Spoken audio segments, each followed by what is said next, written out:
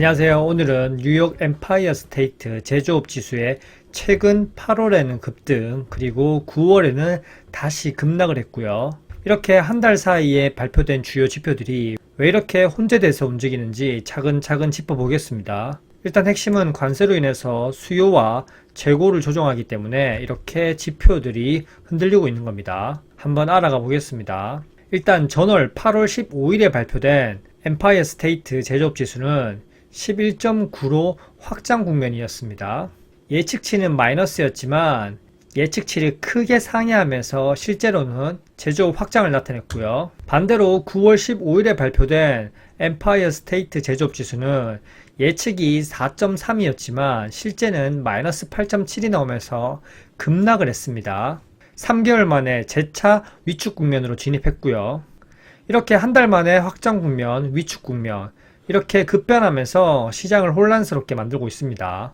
정말 이렇게 지표가 나올 때마다 한 달마다 이렇게 급등락을 반복하고 매번 일관성이 없으니 투자자 입장에서는 판단하기가 상당히 힘듭니다.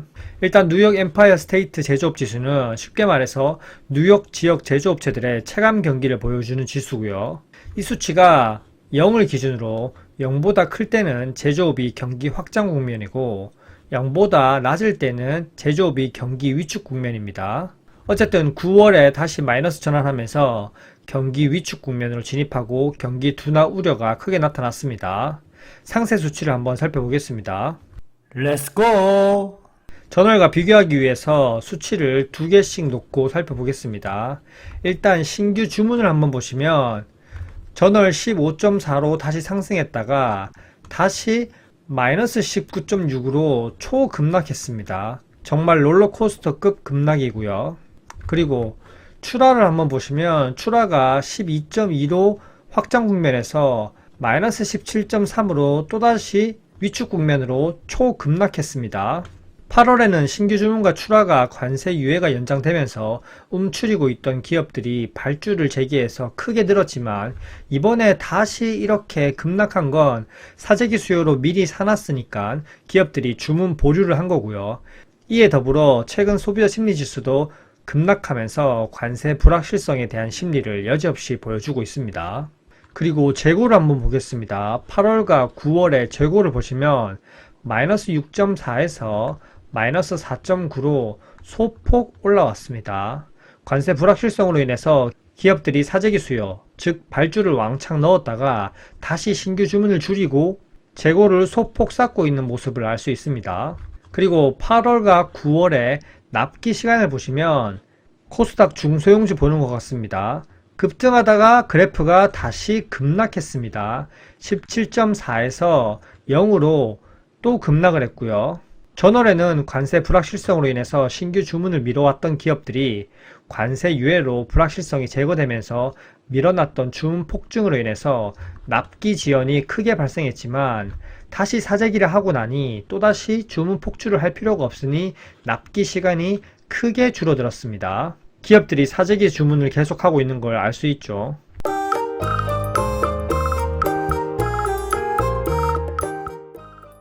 그리고 고용을 보시면 고용 인력 변화를 통해서 경기 체감을 확인할 수 있는데 최근 4.4에서 9월달 다시 또 줄어들면서 마이너스 1.2로 급락했습니다. 이 지표뿐만 아니라 다른 실물 경제 지표를 확인해봐도 기업들이 해고도 꺼리지만 신규 고용 역시 꺼리고 있고 움츠리고 있는 상태입니다. 한방에 주문 놓고 하다 보니까 또다시 사재기 수요가 없는 그달에는 고용을 줄일 수밖에 없습니다. 그리고 인플레이션 압력이 남아있는지 볼 수 있는 지표가 있는데요. 투입 가격 지수를 보겠습니다. 일단 투입 가격 지수는 제조업체가 원자재나 부품을 생산하는데 필요한 비용을 얼마나 지불하고 있는지 나타내는 지표고요. 이 지수가 이렇게 높다는 건 기업들이 재료를 사거나 생산하는데 드는 비용 부담이 커졌다는 의미입니다. 트럼프 취임 이후에 관세를 부과하고 나서부터 투입 가격 지수는 우상향 추세를 보이고 있는 걸 알 수 있고요.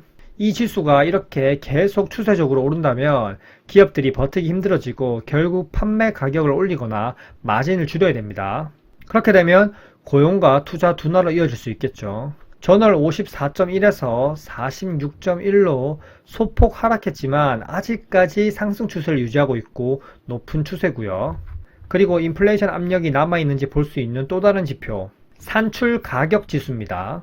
기업이 생산한 제품을 얼마에 팔 수 있는가를 보여주는 지수입니다. 최종적으로 시장에서 가격 전가가 얼마나 되는지 살펴보는 지표고요. 이렇게 산출 가격 지수 역시 트럼프 관세 부과 이후부터 계속 상승 추세를 타고 있는 걸 알 수 있고요. 이렇게 산출 가격 지수가 높다는 건 기업들이 늘어난 비용을 소비자에게 판매가 인상으로 전가하고 있다는 뜻입니다. 전월 22.9에서 21.6으로 소폭 줄었지만 여전히 높은 수치고요. 소비자들 제품 가격 인상은 여전히 존재한다는 겁니다. 기업들이 가격을 계속해서 올리고 있지만 트럼프 눈치를 보면서 살금살금, 그리고 트럼프가 또 압박하면 다시 또 줄이고 이러는 상황입니다. 결국 정리하자면 엠파이어 스테이트 제조업 지수가 이렇게 8월 달에 반등했다가 9월 달에 다시 급락한 건 경기 회복이 아니었음이 증명된 거고요. 결국 길게 보면 관세 유예 그리고 연장으로 인해서 사재기 수요로 급등락을 반복하고 있는 겁니다. 현재 투입 비용이 여전히 높은 수준이고 산출 가격 지수도 높으니까 관세 이슈가 다시 또 수면 위로 올라오면 또다시 위축 국면이 커질 수 있고요. 만약 관세 유예가 아니라 관세가 끝난다, 매달 정상적인 평균적인 주문과 출하 수준으로 돌아오겠죠. 일단 제조업은 다시 위축 국면이고 9월 금리 인하를 기점으로 연말까지 연속적인 금리 인하할 명분이 생긴 겁니다. 어쨌든 트럼프의 관세 부과 유예 계속 반복적으로 말 바꾸기로 인해서 실물 매크로 지표들도 이렇게 망가지면서 일관성이 전혀 없습니다. 투자자들이 예측하기도 상당히 어렵고 기업들도 움츠리고 있는 상황입니다. 미국 경제는 현재 절대 뜨겁거나 회복 상태가 아닙니다. 관세 유예, 트럼프 말 한마디로 갑자기 치솟고 그로 인해서 사재기 수요로 인해서 확장 국면으로 보일 뿐입니다. 이렇게 계속 앞뒤로 흔들리면서 소비자 심리 위축이 길어지면 경기 둔화는 확정적이게 되는 거고요. 무튼 뉴욕 엠파이어 스테이트 제조업 지수뿐만 아니라 ISM 제조업, 서비스업, 그리고 필라델피아 지수 등 여러 가지를 계속 분석해서 올리고 있으니까 제 판단도 참고하면서 각자 판단해 보시면 좋을 듯 합니다. 현재까지 내용이 괜찮으셨다면 구독과 좋아요 부탁드릴게요. 안녕.